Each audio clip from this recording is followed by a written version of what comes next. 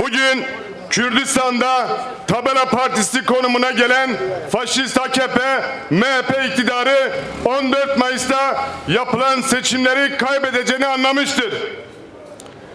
Kürt siyasi hareketinin kaybetmesi için yıllardır faili meçhul cinayetler, haksız, hukuksuz tutuklamalar, parti kapatma ile bizleri yıldıramayan sistem, bu sabah Ahmet merkezli Batman, Mardin ve Urfa illerinde avukat, sanatçı, tiyatrocu, STK temsilcileri ve parti çalışanlarımıza yönelik siyasi sindirme operasyonları yine seçim sürecinde başlatmıştır.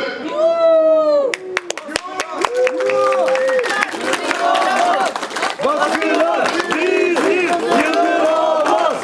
Baskılar bizi yıldıramaz. 150'ye yakın arkadaşımız dosyaları gizlilik ibaresi konularak gözaltına alınmıştır. İktidar şunu bilmeli ki bu siyasi baskı ve operasyonlar bize engel olmayacaktır. Daha önce bu harekete nice operasyonlar düzenlediniz. Her seferinde daha güçlü, daha kararlı bir duruşla bu korkakça yaklaşımları bertaraf ettik.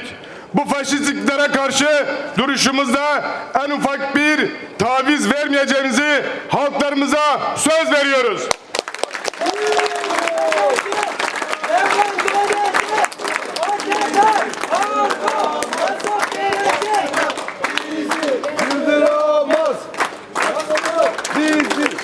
Son olarak bizleri yıldırmak isteyenlere buğday olur, un geliriz. Damarlara kan geliriz. Bir gider, bin geliriz.